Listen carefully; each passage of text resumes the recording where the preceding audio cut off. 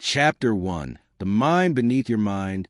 Before you consciously decided to listen to this chapter, your mind had already done an astonishing amount of work. It filtered sounds around you, recognized words, predicted what might come next, adjusted your attention, retrieved memories associated with the phrase subconscious mind. Perhaps it even produced a feeling, curiosity, skepticism, hope, before you deliberately chose that feeling.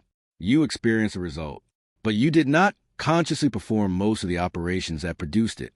And this brings us to the central mystery of this book. How much of your life is being influenced by processes you never consciously experience? More than a century ago, Sigmund Freud made the unconscious central to his theory of human behavior.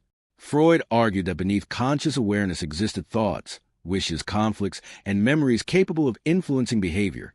His motto was revolutionary. But modern psychology does not simply accept Freud's unconscious exactly as he described it. Many specific Freudian theories remain disputed or poorly supported. What survived was a larger insight. Conscious awareness is not the whole mind. Carl Jung agreed with Freud on that much, then went somewhere different. Jung distinguished between a personal unconscious and what he called a collective unconscious, a deeper psychological inheritance expressed through archetypes. Jung's archetypal framework became enormously influential in psychotherapy, literature, religion, and philosophy. But the collective unconscious should not be confused with an experimentally established neurological structure. Already, our debate has begun.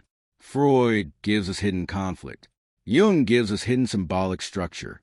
But modern cognitive science asks a different question. What can we actually observe happening outside conscious awareness? And here, the evidence becomes fascinating. Consider something ordinary. Driving. When you first learned to drive, almost everything required attention. Mirrors, pedals, speed, steering, traffic. After sufficient practice, many operations became increasingly automatic. William James noticed something similar long before modern neuroscience could examine the brain in detail. In the Principles of Psychology, James wrote extensively about habit and famously compared habits to pathways that become established through repeated use. The exact neuroscience came later, but the practical insight was remarkably durable. What you repeatedly do becomes easier to do again.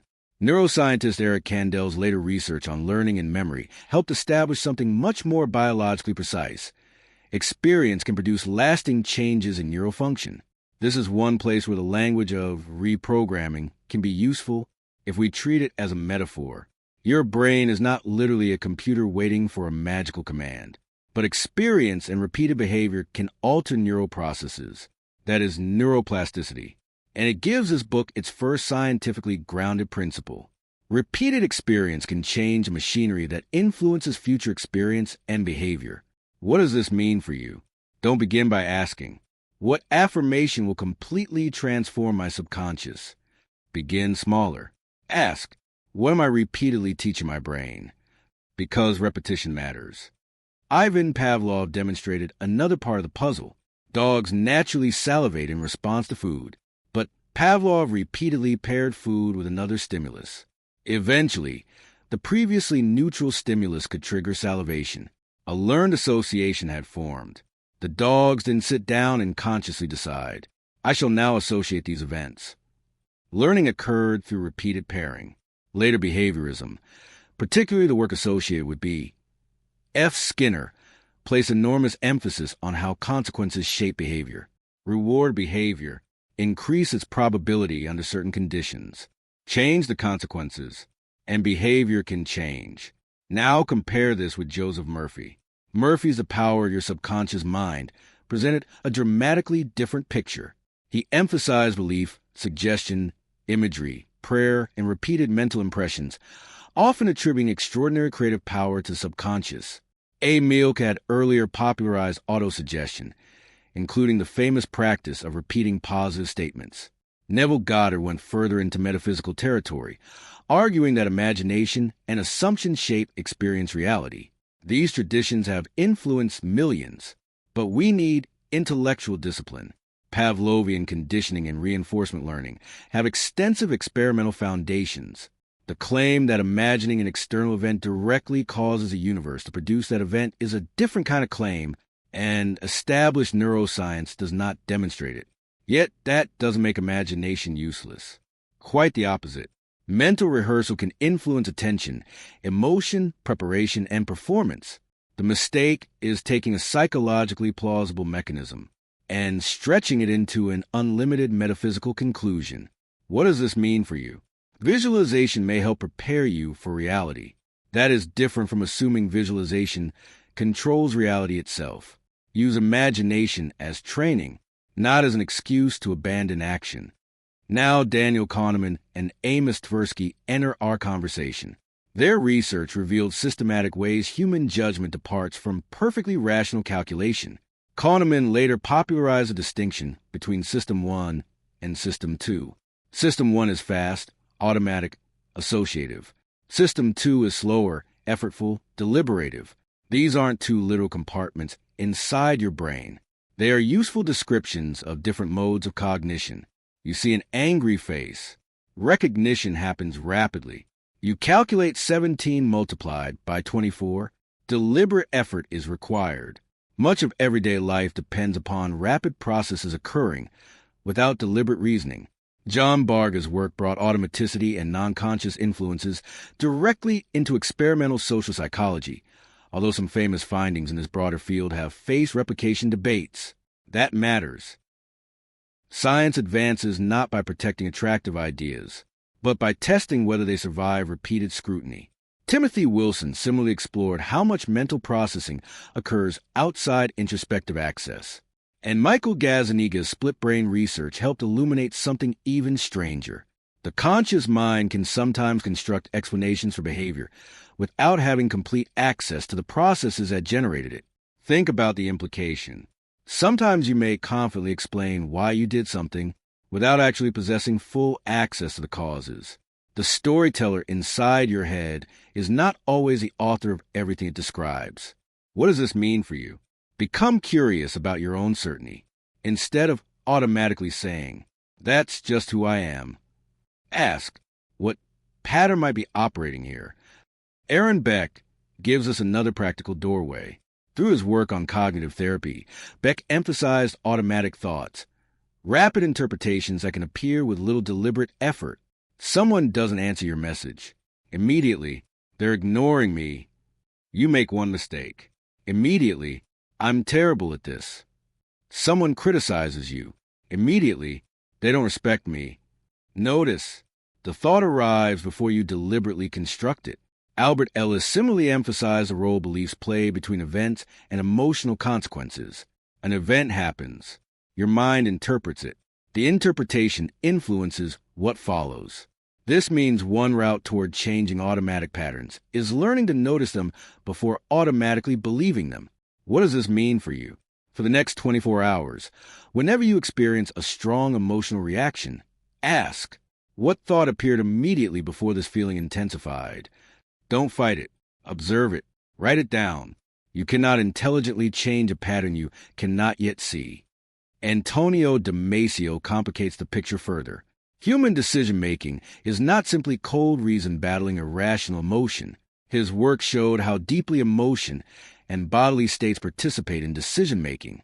Lisa Feldman Barrett, from another theoretical perspective, emphasizes the brain's predictive nature and the way prior experience helps shape emotional experience. Different researchers disagree about exactly how emotion should be conceptualized, but they converge on something important. Your experience of the present is influenced by what your nervous system has learned from the past. And this is where the word subconscious becomes both useful and dangerous. Useful because it reminds us that much happens outside awareness. Dangerous because it can make the mind sound like one mysterious hidden person inside your head. Modern neuroscience gives us no reason to imagine a single little subconscious mind sitting somewhere in the brain issuing commands. What we call subconscious influence involves many processes: memory, prediction, conditioning, attention, emotion, habit, perception, automatic cognition, learned associations. Now consider Joe Dispenza and Bruce Lipton. Both have popularized the idea that beliefs, thoughts, environment, and repeated mental states can powerfully influence biology and behavior. There is a legitimate scientific foundation underneath part of that conversation. Stress can affect physiology. Experience can alter neural functioning. Behavior affects health. Expectation can influence subjective experience, and in some contexts, physiological responses. Neuroplasticity is real, but broader claims sometimes made in popular self-help discussions, especially claims implying thoughts alone can reliably produce extraordinary physical outcomes, go beyond what established evidence demonstrates. We don't need exaggeration. The reality is already extraordinary. Your repeated experiences can change you. So where does this leave Freud, Jung, Murphy, Goddard, Pavlov, Beck, Kahneman, Kandel, Dispenza, and the rest? They are not describing one identical thing. Freud's unconscious is not Kahneman's System 1. Jung's collective unconscious is not Pavlovian conditioning. Murphy's subconscious philosophy is not Beck's automatic thought. Goddard's metaphysics is not Kandel's neuroscience. Dispenza's broader framework is not synonymous with established neuroplasticity research. Combining them carelessly creates confusion. Comparing them carefully creates insight. And beneath their disagreements lies one powerful observation. Much of what influences your life occurs before deliberate, conscious reasoning enters the room. So, tonight, perform one experiment. Choose one behavior you repeat automatically. Checking your phone. Procrastinating. Negative self-talk. Snacking. Avoiding something difficult. Anything. Don't try to change it yet. For one day, study it. What happens immediately before it? What emotion appears? What thought appears? What environment triggers it? What reward follows? Become the scientist of your own behavior. Because the first step toward influencing what operates beneath awareness is bringing part of it into awareness. And that leads directly to our next chapter. Because some of the patterns operating inside you began long before you ever thought to question them. Family, culture, school, repetition, reward, fear, language, experience, perhaps even childhood. So, before we learn how to change the programming, we need to ask a more unsettling question. Who programmed it in the first place? Before we continue, if this audiobook is helping you understand your mind a little more clearly, subscribing simply means you won't have to search for the next conversation like this one. Each book explores another layer of psychology, self-mastery, confidence, and the patterns that quietly shape how we live. So, if becoming more conscious of your own mind is something you want to keep practicing, subscribe and stay with us. Now, let's go deeper. Because some of the patterns controlling your life may have begun before you were old enough to recognize them. Chapter 2. You were programmed before you knew it, before you had beliefs, you had experiences, before you could explain what love meant. You experienced how people responded when you cried. Before you understood money, you heard adults speak about having enough or never having enough. Before you understood success, you watched to receive praise. Before you knew what rejection was, you learned what happened when people withdrew attention. Before you consciously constructed an identity, the world had already begun teaching you what kind of person you were supposed to be. And much of that learning happened without your permission. This is where the idea of subconscious programming becomes fascinating. But we need to use the word programming carefully. You are not programmed like software. Your childhood did not write an irreversible computer code into your brain. Human beings are considerably more complex than that. A better scientific description is learning. Associations formed. Expectations developed. Behaviors were reinforced. Memories accumulated. Emotional responses became linked with situations. Habits emerged. And eventually, some repeated responses became so familiar that they stopped feeling learned. They simply felt like you. Sigmund Freud would have recognized part of this immediately. Freud believed childhood experiences could profoundly shape adult personality and psychological conflict. Many of his specific theories, particularly some of his claims about psychosexual development, are not accepted as established modern science. But Freud helped force psychology to take an uncomfortable possibility seriously. The adult may carry psychological history they do not consciously recognize. Pierre Janet, working around the same historical period, explored dissociation, trauma, memory, and experiences that could operate outside ordinary conscious awareness. Carl Jung took another route. Jung believed psychological development involved bringing unconscious material into greater awareness, a process connected to what he called individuation. Different theories, but notice the shared question. What are you carrying that you never consciously chose? What does this mean for you? Instead of asking only, why am I like this? Try asking, where might I have learned this? That small change transforms judgment into investigation. Imagine a child who repeatedly attempts something difficult. The child fails. An adult laughs. You're terrible at this. Again, you're not the clever one. Again, your sister is better at these things. One comment may disappear, but repeated experiences can contribute to expectations. Eventually, the child may stop needing the adult's voice. The child develops one internally. Years later, an opportunity appears. And before conscious reasoning catches up, I probably can't do that. Aaron Beck would recognize something important here. Beck's cognitive model emphasized how deeper beliefs and assumptions can contribute to automatic thoughts. A situation occurs, and an interpretation appears rapidly. You receive criticism. Automatic thought, I'm a failure. Someone doesn't reply. People always leave.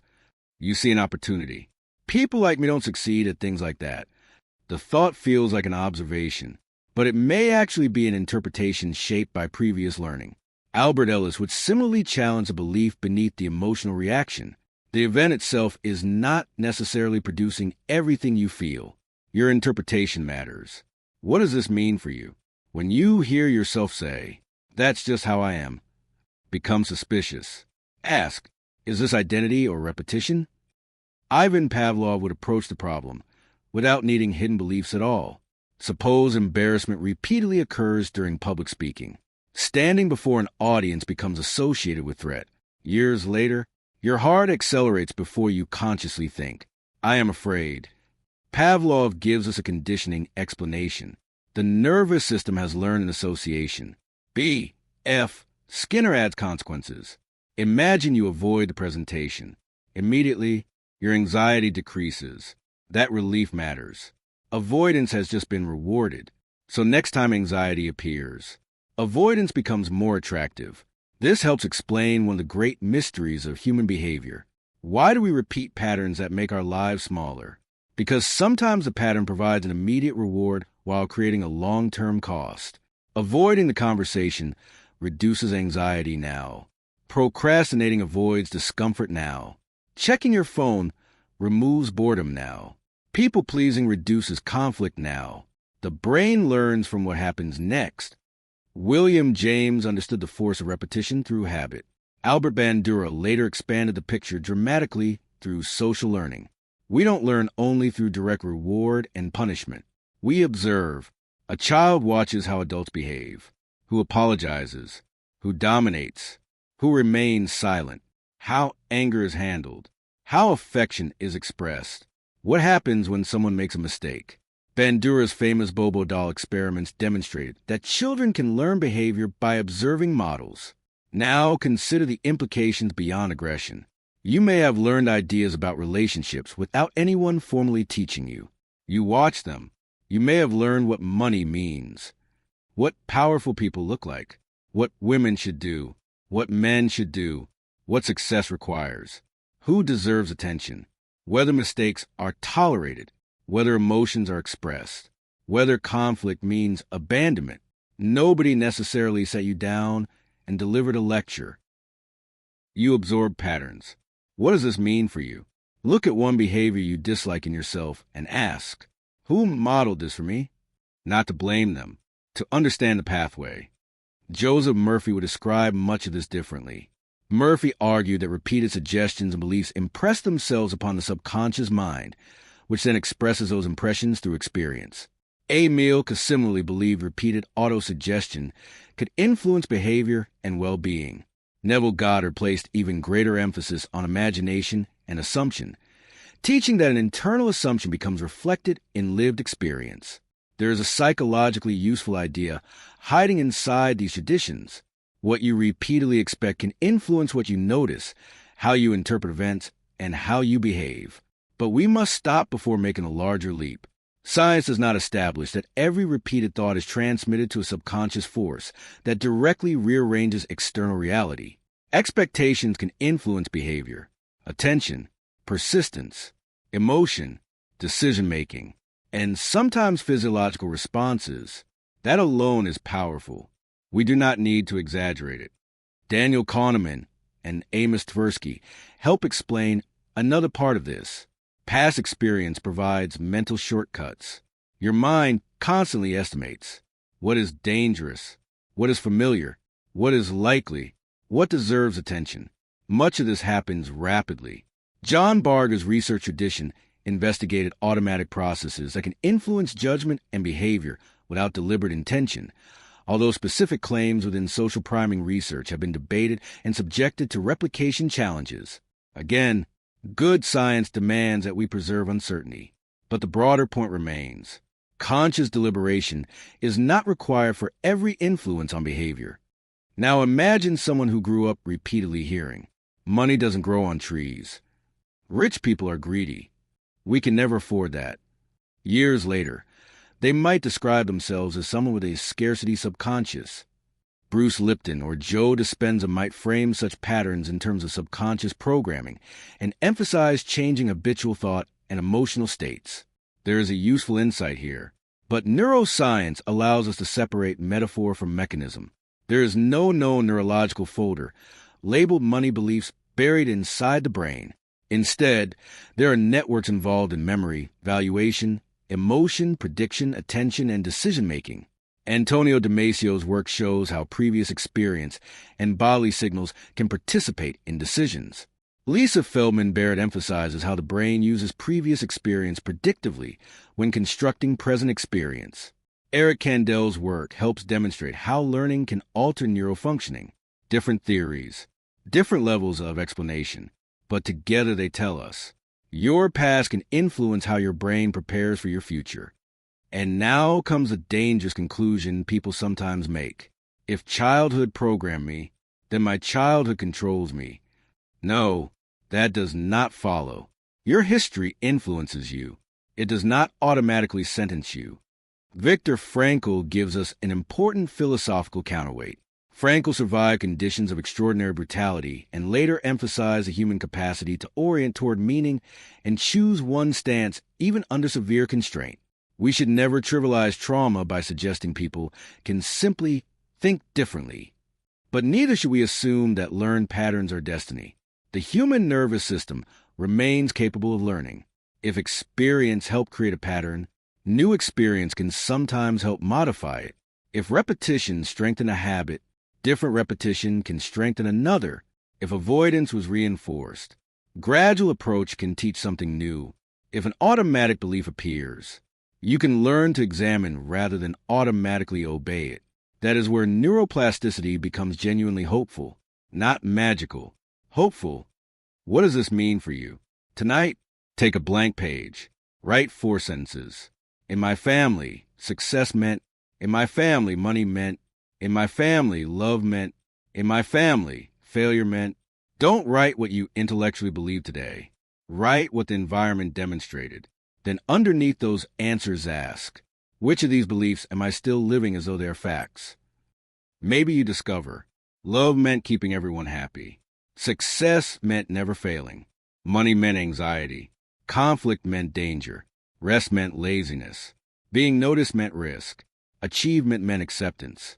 Now don't immediately replace each one with a positive affirmation. First, observe, because awareness creates a possibility that automatic repetition does not.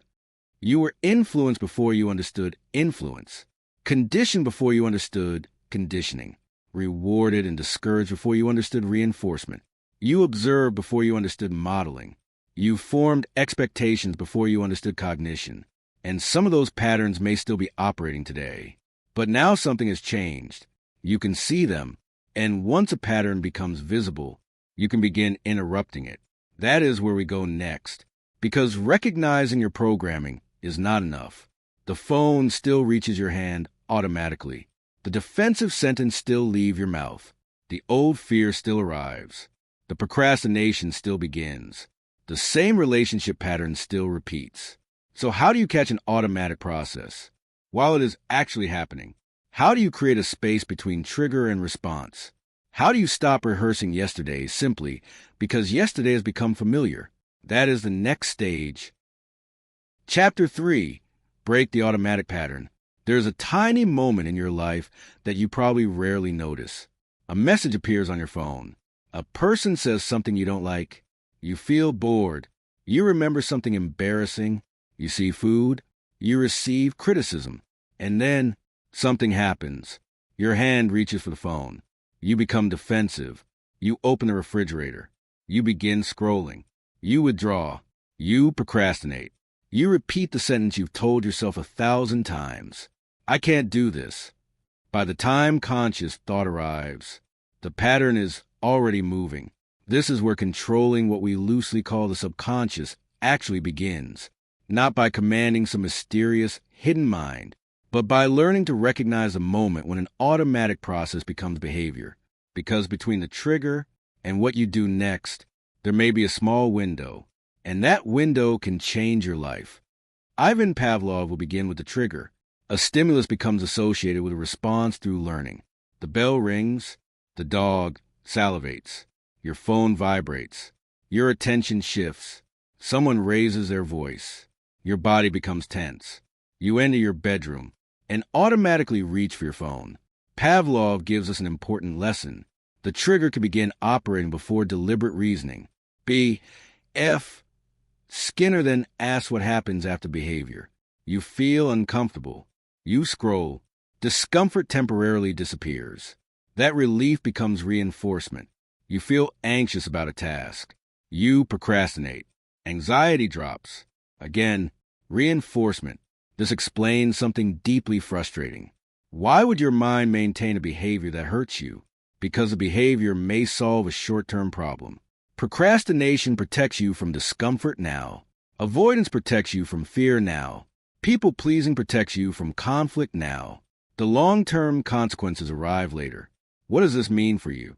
Stop asking only, why do I keep doing this? Ask, what immediate reward does this behavior give me? Find the reward, and you begin understanding the loop. William James recognized the extraordinary force of habit. Repeated actions become easier to perform because less deliberate thought is required. Modern neuroscience gives us a more sophisticated picture. Habitual behavior involves distributed brain systems, including circuits associated with the basal ganglia. Repetition and reinforcement can make behavior increasingly automatic. Eric Kandel's research on learning and memory showed at cellular level that experience can produce lasting changes in neural function. This is where neuroplasticity matters. But neuroplasticity is sometimes turned into mythology. It does not mean think anything repeatedly in reality must obey. It means the nervous system can change in response to experience. That distinction matters, because if repetition helps strengthen a pattern, repeated alternative behavior may help build another. Now Aaron Beck enters the conversation. Beck noticed that people often experience rapid automatic thoughts. You make one mistake. I'm incompetent. Someone doesn't respond. They're angry with me. You feel nervous. Something bad is going to happen. The thought arrives so quickly that you may mistake it for reality. Albert Ellis would challenge a belief embedded inside it. What evidence supports it? What are you assuming? What alternative interpretation exists? This is one of the most practical ways to interrupt an automatic pattern. Separate the event from your interpretation of the event. Your friend hasn't replied. Fact, they're angry with me. Interpretation. Your presentation contained a mistake. Fact, I embarrass myself and everyone thinks I'm incompetent. Interpretation. The two can feel identical. They aren't. What does this mean for you?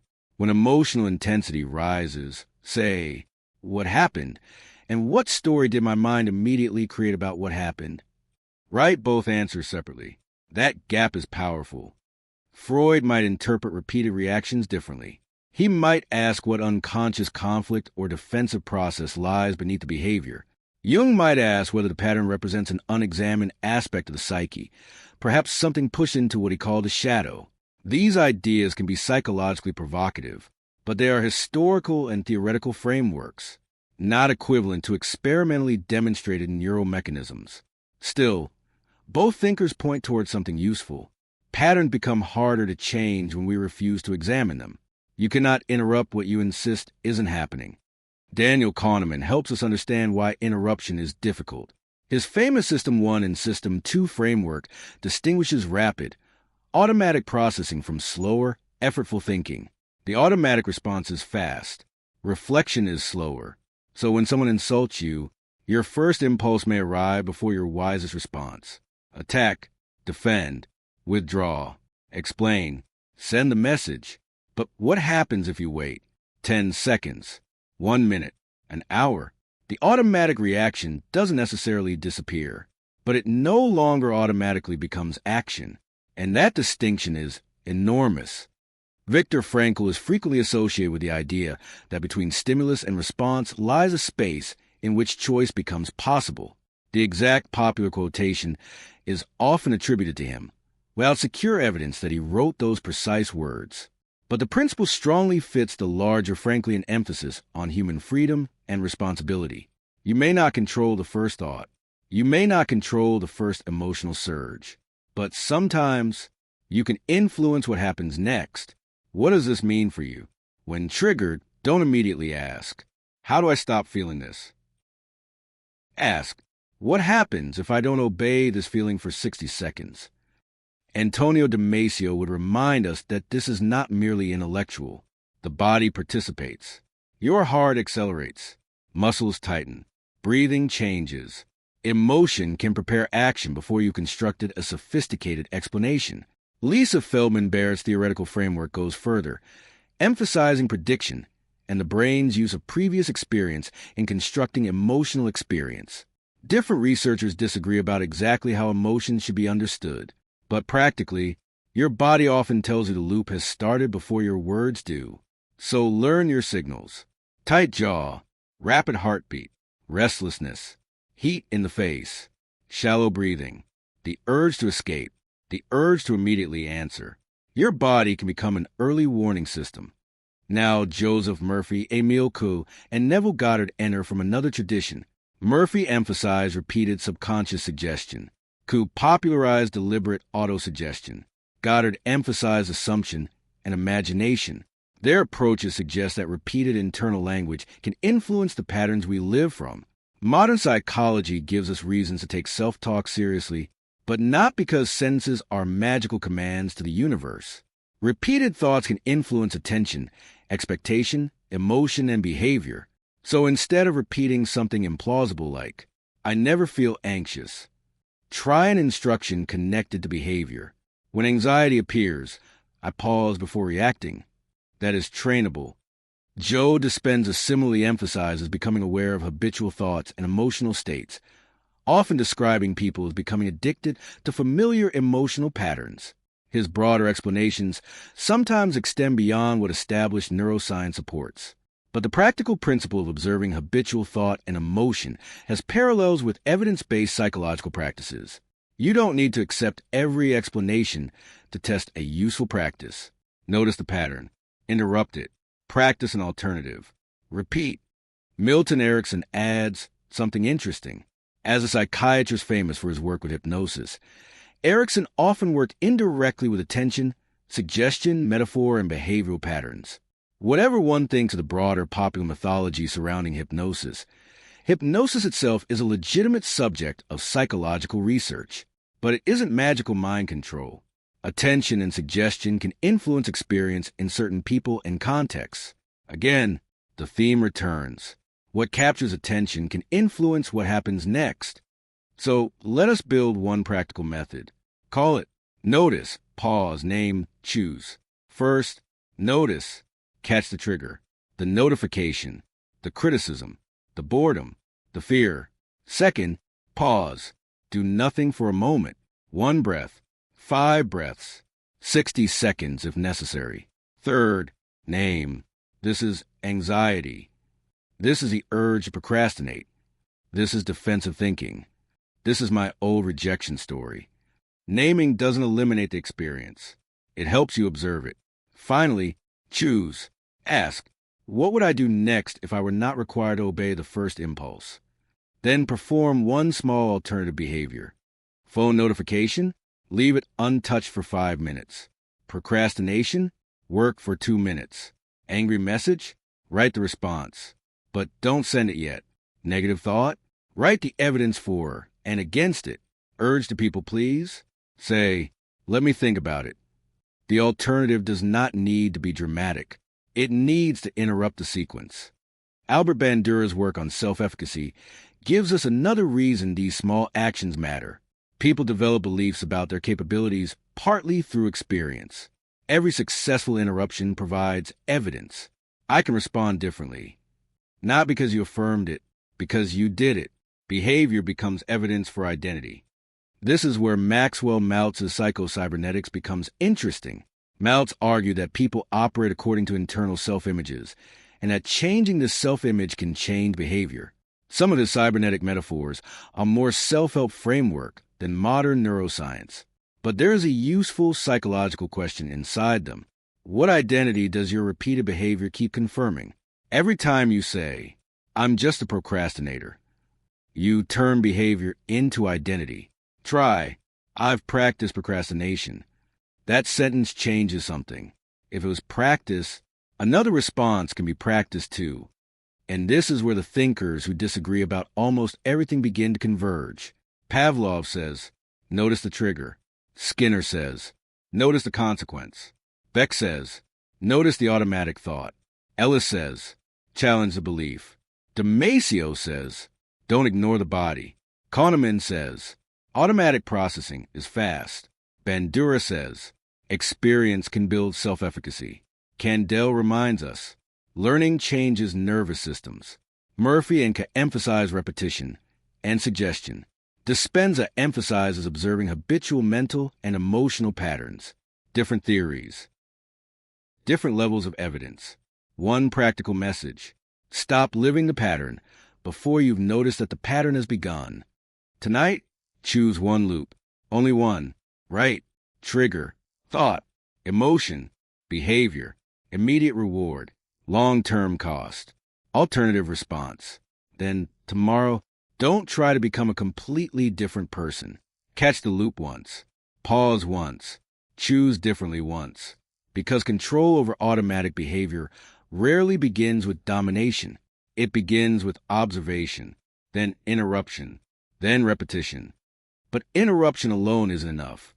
You can stop the old response and still leave an empty space. Something must eventually replace it. A different thought, a different behavior, a different expectation, a different emotional association, a different rehearsal. So the next question becomes more ambitious. If automatic patterns can be learned, can they deliberately be relearned? Can visualization help? Can repetition, meditation, self-talk, mental rehearsal, sleep, behavior? And where does legitimate neuroscience end? And exaggerated subconscious reprogramming begin? That is exactly where we're going next. Chapter 4. Reprogram what runs in the background. Suppose you discovered a pattern yesterday. Every time you face something difficult, you avoid it. You notice the trigger. You notice the anxiety. You notice the thought, I'll do it later. You even learn to interrupt it. Good. But now comes the harder question. What replaces it?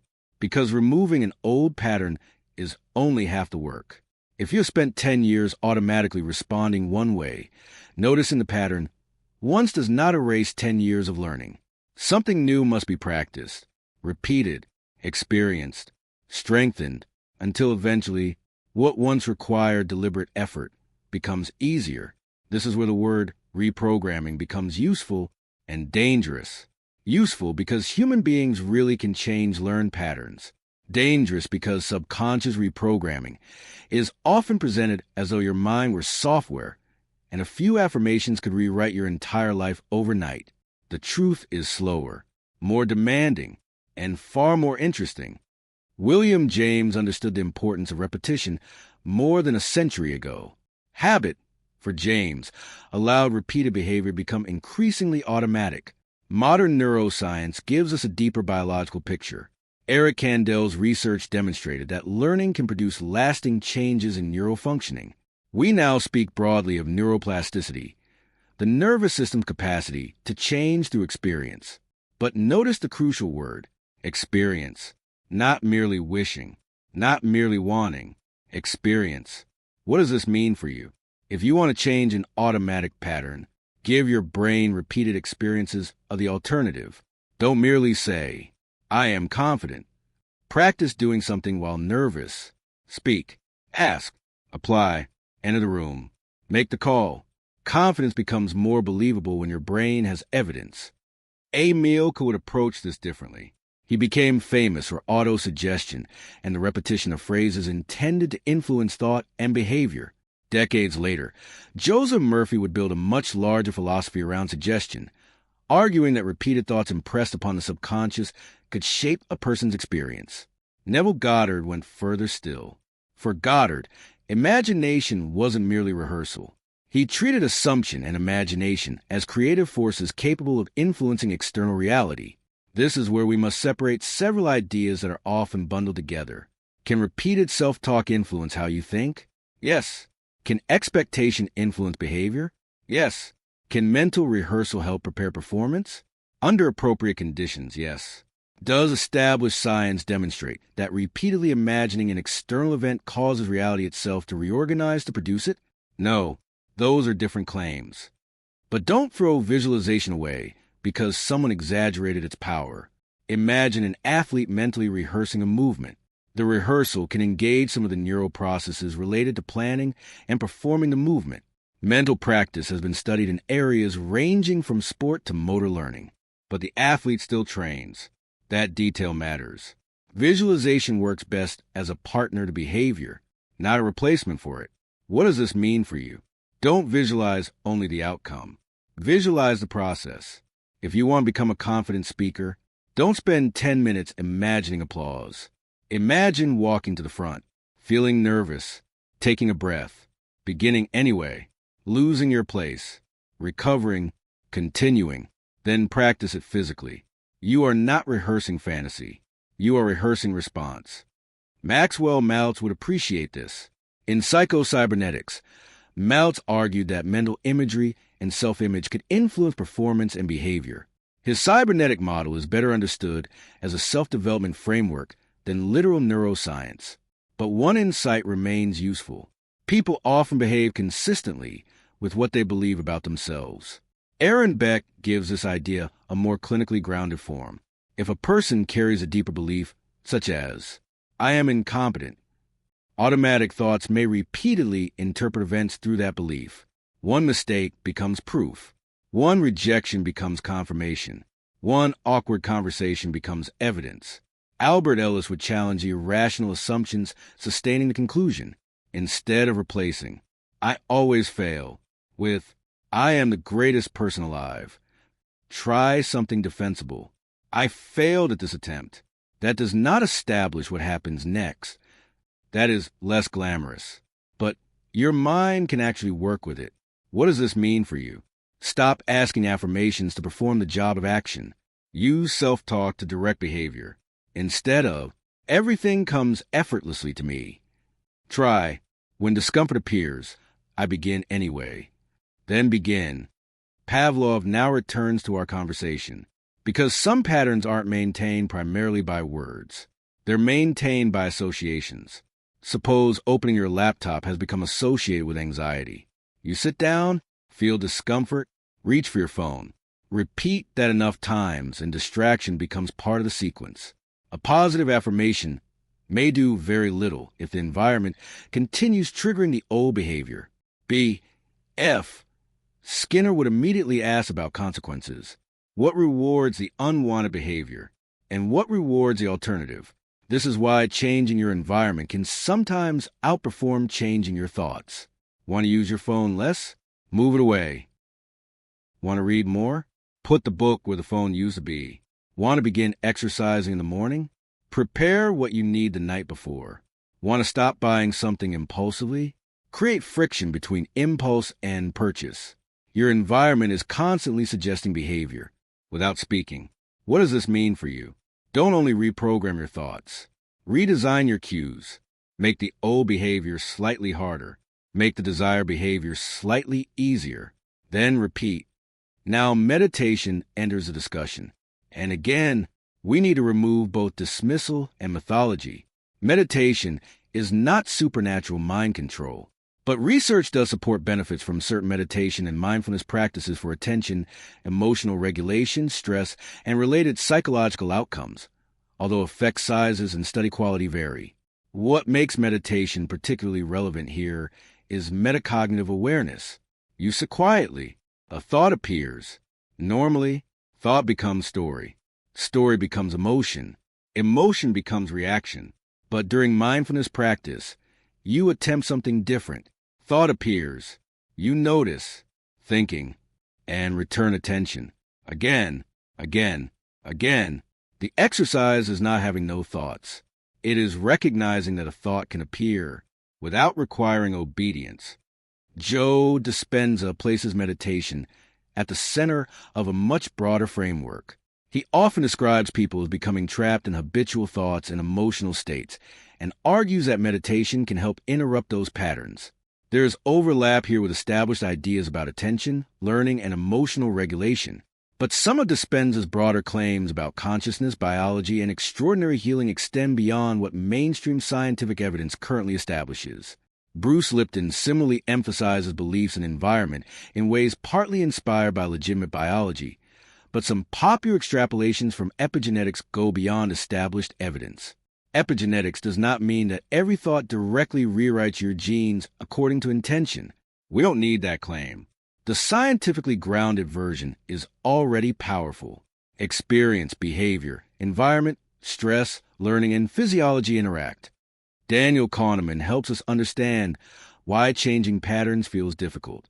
Automatic processing is efficient. Your brain does not want to deliberate about everything. That's useful. Imagine consciously deciding how far to move every muscle while walking. You'd never get anywhere. So the goal isn't to eliminate automaticity. It is to train better automaticity. Albert Bandura gives us perhaps the most important piece. His concept of self-efficacy concerns people's beliefs about their capacity to perform actions required in particular situations. And one powerful source of self-efficacy is mastery experience. You do something, you survive, you improve, your expectation changes. This creates a feedback loop. Behavior changes belief, and belief influences future behavior. This is where the self-help thinkers and experimental psychologists almost meet. Murphy says, change the inner message. Coué says, repeat the suggestion. Goddard says, imagine from the desired state. Mout says, change the self-image. Beck says, examine automatic thoughts and deeper beliefs. Bandura says, build efficacy through experience. Skinner says, change reinforcement. Kandel says, learning changes neural function. Different theories, different evidence, different claims. But perhaps the strongest practical synthesis is think differently enough to act differently, then act differently enough to give a new thought evidence. And don't forget sleep. You sometimes hear claims that playing affirmations all night can bypass consciousness and completely reprogram the subconscious. The evidence does not justify claims that you can simply learn complex new beliefs while deeply asleep by playing recordings. But sleep is extremely important for memory and learning. The brain continues processing and consolidating aspects of previous experience during sleep. So perhaps the better strategy isn't teach yourself an entirely new identity while unconscious. It is practice while awake, then protect the sleep that helps support learning and memory. Less magical, more useful. So here is your practical reprogramming protocol. Choose one pattern, not your entire personality. 1. Write the old sequence. Trigger thought, emotion, behavior, reward. Then design the replacement. Trigger, pause, useful thought, new behavior, meaningful reward. Suppose, stress, I can't handle this. Anxiety, scrolling, temporary relief. Replace it with, stress, pause, I only need to begin. 5 minutes of work, mark the completion. Then repeat.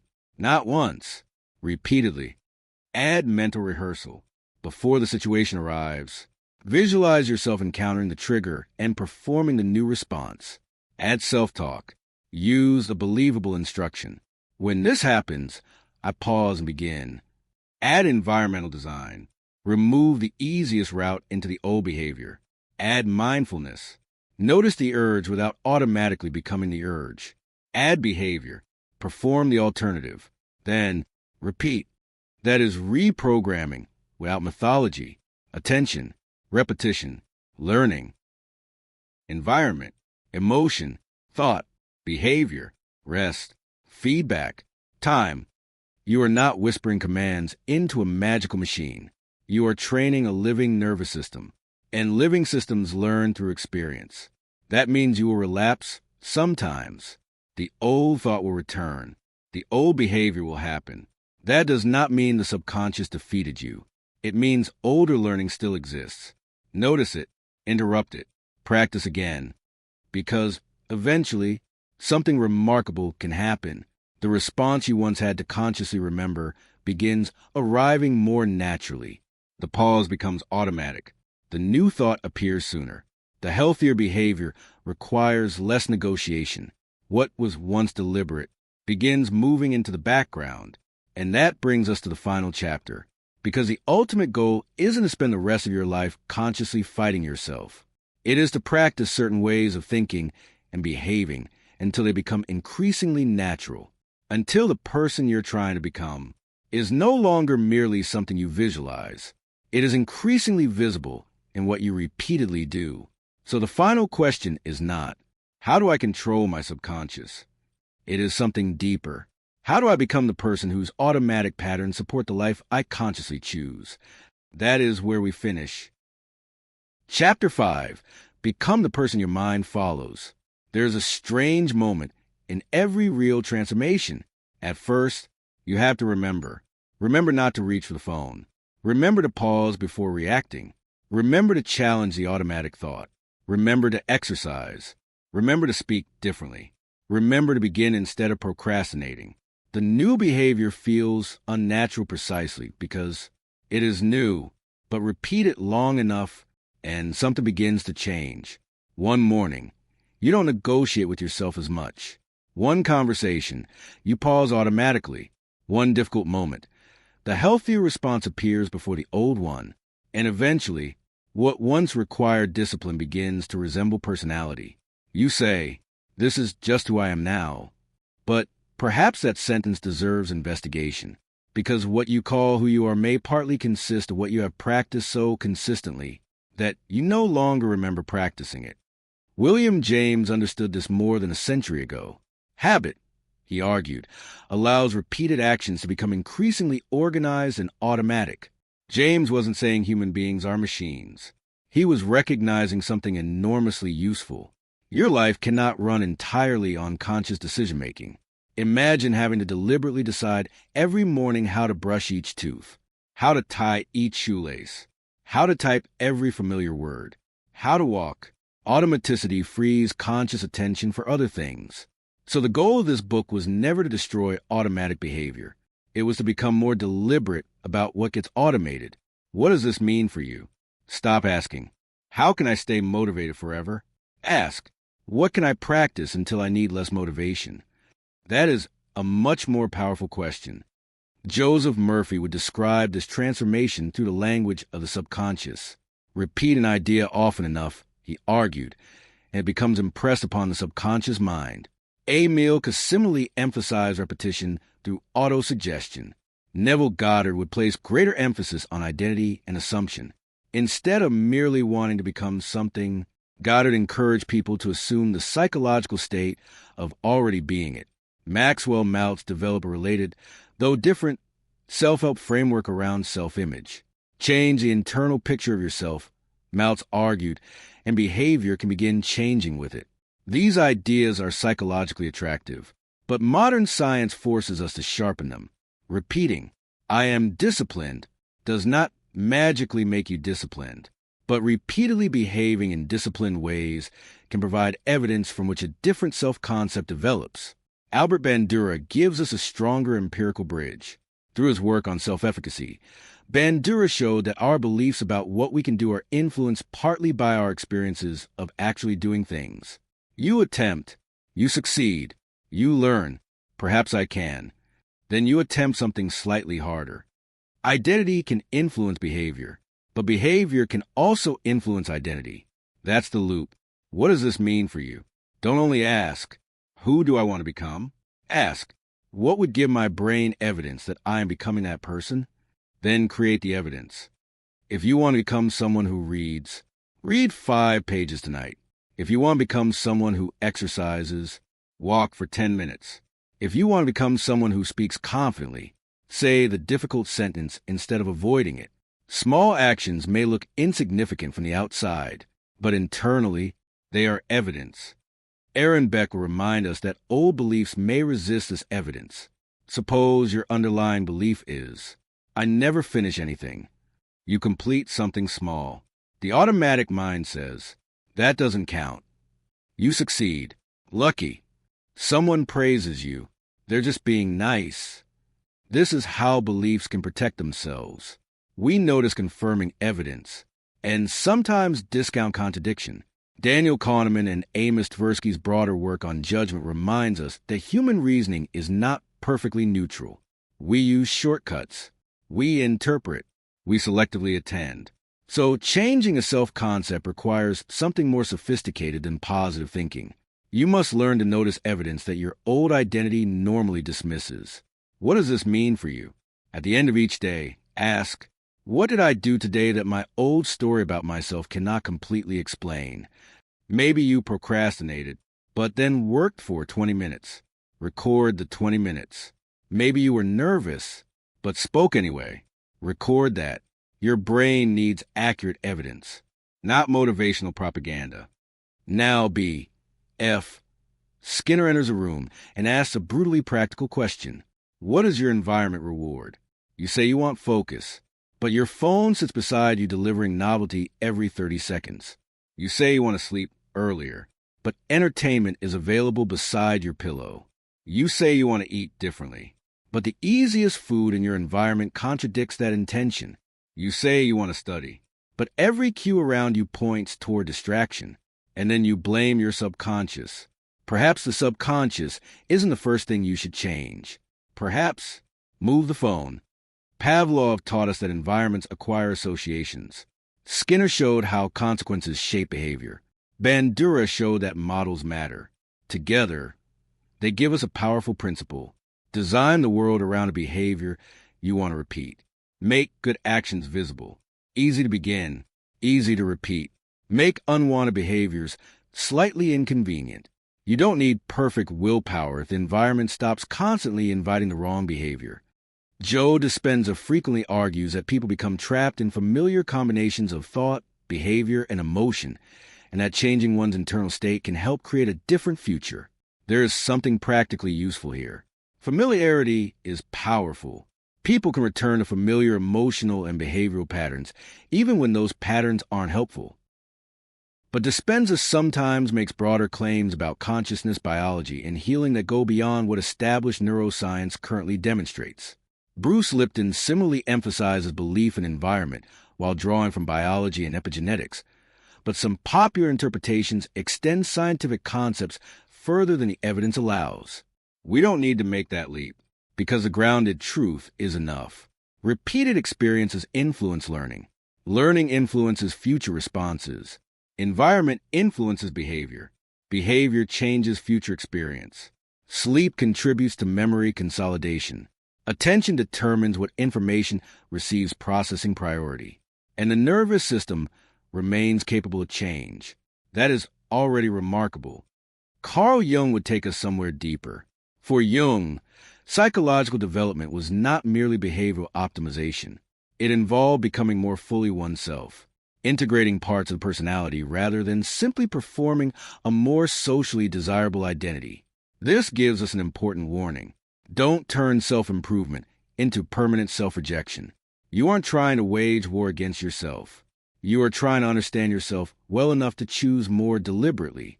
Viktor Frankl adds another dimension.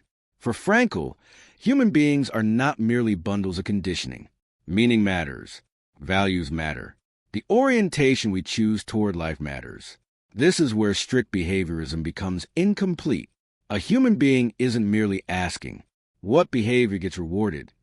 We also ask, what is worth doing? That question changes everything. Because repetition without meaning can create efficiency, but not necessarily a meaningful life. What does this mean for you? Choose habits that serve values. Don't exercise merely because exercise is productive. Perhaps you value vitality. Don't learn merely because learning sounds impressive. Perhaps you value mastery. Don't establish boundaries merely to become powerful. Perhaps you value dignity. The behavior becomes stronger when it belongs to something larger. So here is the final practical framework of this book. Choose one identity. Not 10. 1. Right. I am becoming someone who. Then complete the sentence with behavior. Not status. Not fantasy. Behavior. I am becoming someone who keeps small promises to myself. I am becoming someone who begins difficult work before I feel ready. I am becoming someone who pauses before reacting. Now choose one action that proves it. Make the action small enough to repeat. Then identify the trigger. After breakfast, I read. When criticism arrives, I breathe before answering. When I sit at my desk, my phone goes into another room. Then repeat and track the behavior. Not because every day must be perfect, but because memory is unreliable. Daniel Shatter's work reminds us that memory is reconstructive and imperfect. Your mind can tell you, I'm making no progress. The record may say otherwise. And when you fail, study it. Don't transform one failure into an identity. Ask, what triggered it? What reward did the old behavior provide? What environmental cue did I underestimate? What can I change tomorrow? Become the scientist, not the prosecutor. This is where all 5 chapters finally come together. Freud taught us to take hidden influences seriously. Jung asked us to examine what lies outside ordinary awareness. James showed the force of habit. Pavlov revealed learned association. Skinner showed the importance of consequences. Bandura demonstrated learning through observation and the importance of self-efficacy. Beck and Ellis taught us to examine automatic interpretations and beliefs. Kahneman and Tversky revealed the shortcuts and biases inside judgment. Damasio helped dismantle the false wall between reason and emotion.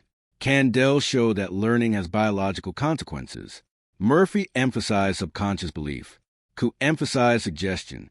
Goddard emphasized imagination and assumption. Maltz emphasized self-image. Dispenza emphasizes interrupting habitual mental and emotional states. Modern neuroscience forces us to separate what is demonstrated from what is metaphor, from what remains speculation. And perhaps that is the most important intellectual lesson of this entire audiobook. You don't have to choose between wonder and skepticism. You can have both. The mind is extraordinary enough without exaggerating it. You possess a nervous system shaped by experience, yet capable of new experience. A brain that predicts, learns, forgets, associates, adapts, automates, and changes. You're influenced by your past without being reducible to it. You experience thoughts you did not consciously request without being required to obey them. You carry habits you did not deliberately design while retaining capacity to practice different ones. That is where your power actually lives, not in total control, in influence. And perhaps the title of this audiobook now means something slightly different. How to control your subconscious mind. Maybe control was never the perfect word.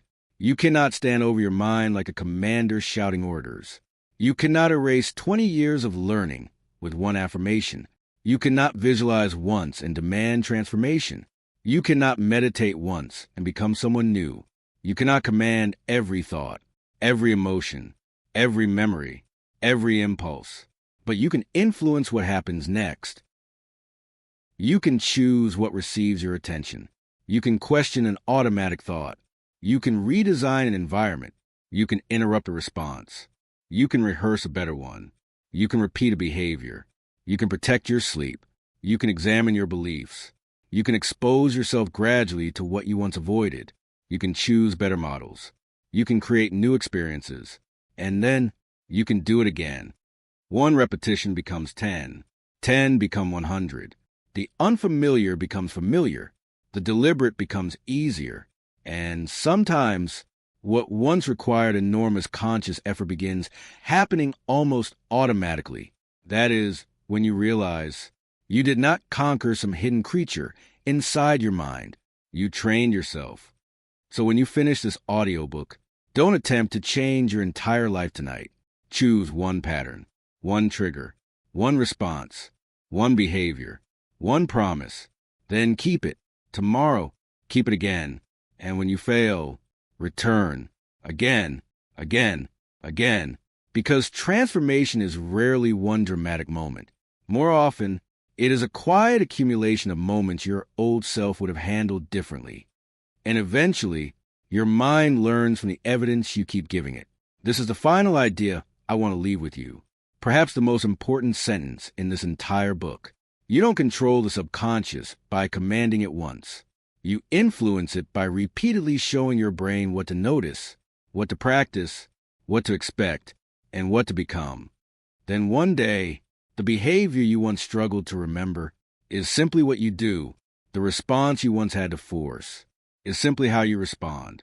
The person you kept trying to become is increasingly visible in the ordinary decisions nobody else sees. And perhaps that is the deepest form of change. Not telling yourself who you are, but living in such a way that eventually your mind believes the evidence.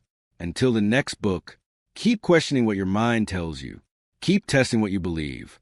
Keep what survives the evidence. Release what doesn't. And above all, practice carefully. Because somewhere beneath conscious awareness, your mind is always learning from the life you repeatedly show it.